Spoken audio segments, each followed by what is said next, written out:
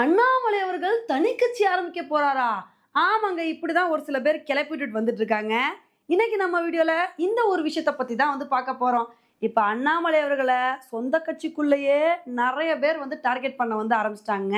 மாத்தி மாத்தி அவரை பத்தி ஏதாவது சொல்லிட்டு வந்துட்டு இருக்காங்க. இதனால அண்ணாமலையோட ஆதரவாளர்கள் டென்ஷன் ஆகி அவருக்கு ஆதரவா குதிக்க ஆரம்பிச்சிட்டாங்க. எந்த அளவுக்கு அண்ணாமலையோட ஆதரவாளர்கள் போயிட்டாங்க அப்படின்னா, அண்ணாமலை ரசிகர்கள் மன்றம் அப்படின்னு சொல்லிட்டு இந்த மாதிரி போஸ்டர்லாம் ஒட்ட ஆரம்பிச்சிட்டாங்க.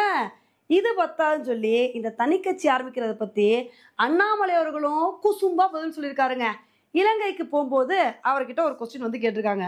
நீங்க தனி கட்சி ஆரம்பிக்க போறேன்னு சொல்றாங்களே, நீங்க என்ன சொல்றீங்க அப்படின்னு இதை பத்தி கேட்டதுக்கு அவர் நக்கலா என்ன பதில் சொல்லியிருக்காரு அப்படின்னா, நான் தனி கட்சி ஆரம்பிக்கும் போது கண்டிப்பா உங்ககிட்ட இதை பத்தி சொல்றேன் அப்படின்னு இந்த மாதிரி ஒரு கருத்தை சொல்லியிருக்காரு. இதை வச்சு எல்லாரும் கிளப்பி விட ஆரம்பிச்சிட்டாங்க. பாருங்க, அண்ணாமலையே அவரோட வாயால சொல்லிட்டாரு, கூடிய சீக்கிரத்துல அண்ணாமலை அவர்கள் தனி கட்சி ஆரம்பிக்க போறாருப்பா, இதை நம்ம எதிர்பார்க்கலாம் அப்படின்னு பல பேர் பல விதமா இந்த மாதிரி கிளப்பி விட ஆரம்பிச்சிட்டாங்க. ஆனா உண்மையிலே அண்ணாமலை அவர்கள் தனி கட்சியெல்லாம் ஆரம்பிக்கவே மாட்டாருங்க. ஏன்னா அவர் ஐபிஎஸ் பதவியை ராஜினாமா பண்ணிட்டு தமிழகத்துல ஒரு நல்ல மாற்றத்தை ஏற்படுத்தணும் அப்படின்றதுக்காண்டி தான் பாஜக கட்சியில இணைஞ்சு அரசியலுக்கு வந்திருக்காரு. அப்படி இருக்கும்போது அவர்லாம் தனி கட்சி ஆரம்பிக்கவே மாட்டாரு.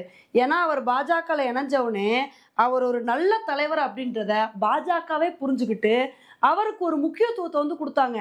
அந்த முக்கியத்துவத்தை அண்ணாமலை அவர்களும் கரெக்டாக புரிஞ்சுக்கிட்டு எங்கேயோ இருந்த தமிழக பாஜகவை வளர்ச்சி பாதைக்கு நோக்கி கொண்டு போனாரு. அந்த அளவுக்கு கரெக்டான எஃபர்ட்டை போட்டாரு.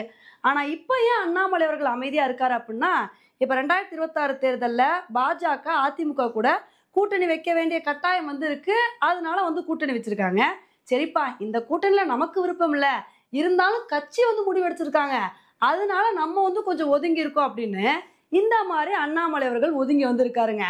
ஆனா இந்த ஒரு விஷயத்த சாதகமா பயன்படுத்திக்கிட்டு ஒரு சில அல்லற சில்லறைகள் என்ன பண்றாங்க அப்படின்னா, அண்ணாமலை அவர்கள் அப்படி பண்ணிட்டாரு, இப்படி பண்ணிட்டாரு, அவருக்கு ஒரு தனி கூட்டம் வச்சிருக்காருன்னு சொல்லிட்டு இஷ்டத்துக்கு அவரை பத்தி மாத்தி மாத்தி விமர்சனம் பண்ணிட்டு வந்துட்டு இருக்காங்க. ஆனா என்னதான் இருந்தாலும் யார் அரசியல்ல களமிறங்கினா கூட அவங்களுக்கு மாத்தி மாத்தி இடையூறுகள் வரத்தாங்க செய்யும்.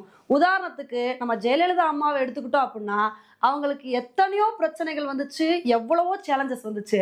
ஆனா அந்த இடையூறுகள் எல்லாத்தையுமே தாண்டி ஒரு ஆளுமை மிக்க தலைவரா ஜெயலலிதா அம்மா அவங்க உருவானாங்க. இப்ப அதே மாதிரி அண்ணாமலை அவர்களுக்கு எவ்வளவோ சேலஞ்சஸ் இருக்கலாம். அந்த சேலஞ்சஸ் எல்லாத்தையுமே எதிர்கொண்டு மீண்டு அண்ணாமலை அவர்கள் ஒரு நல்ல ஆளுமை மிக்க தலைவரா மாறுவார் அப்படின்னு தான் நமக்கு தோணுது. ஓகே ஃப்ரெண்ட்ஸ், இந்த ஒரு விஷயத்தை பத்தி நீங்க என்ன நினைக்கிறீங்க அப்படின்றத என்னோட கமெண்ட் செக்ஷன்ல போடுங்க. இதே மாதிரி இன்னொரு வீடியோல உங்களை மீட் பண்றேன். Bye friends.